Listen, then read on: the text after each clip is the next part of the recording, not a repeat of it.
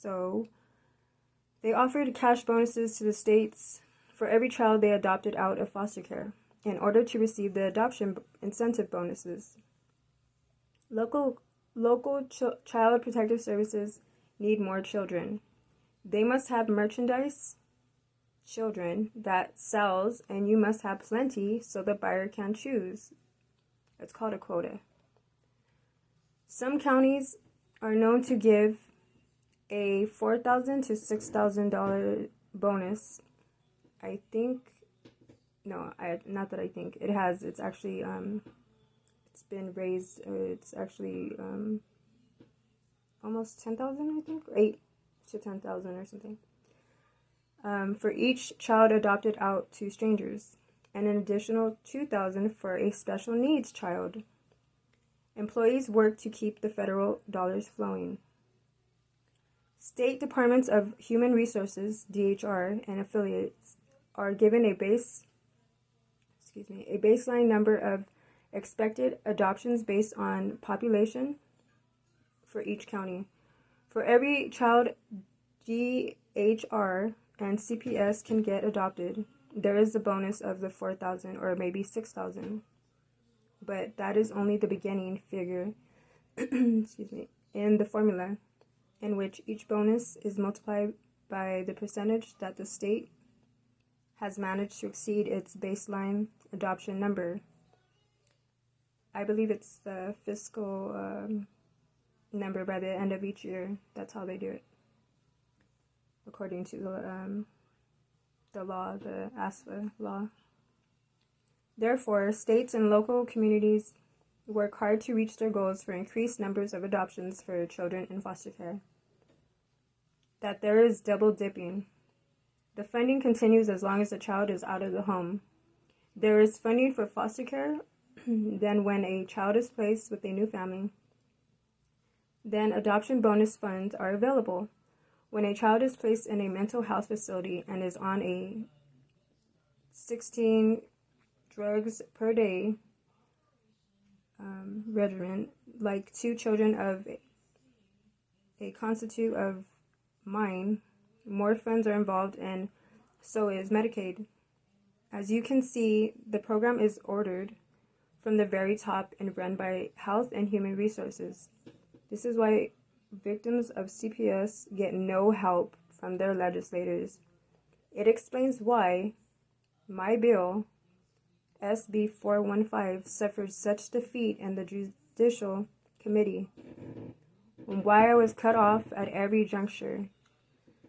Legislators and governors must remember who funds their paychecks.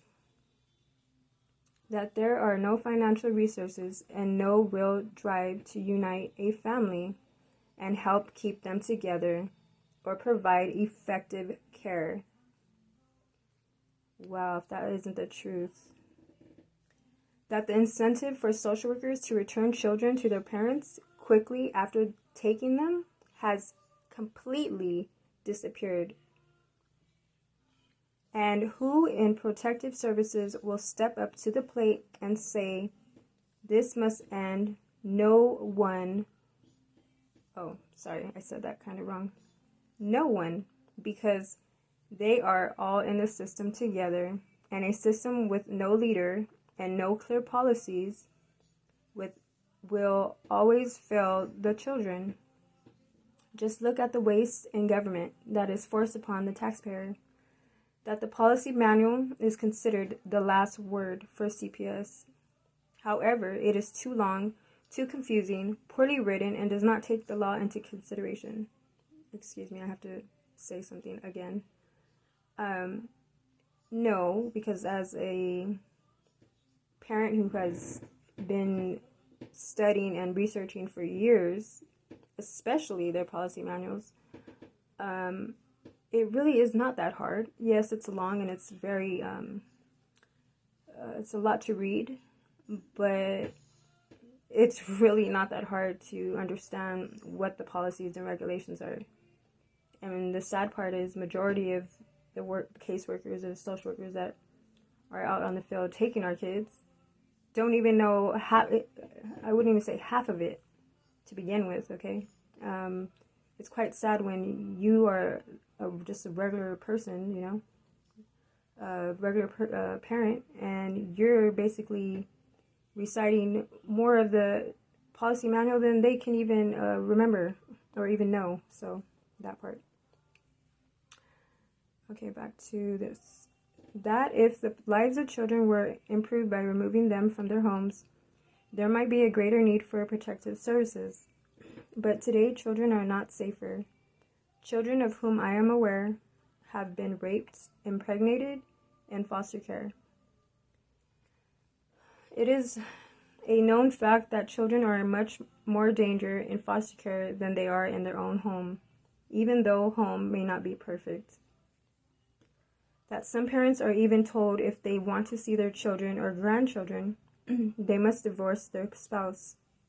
Many who are underprivileged, feeling they have no option, will divorce and then just continue to live together.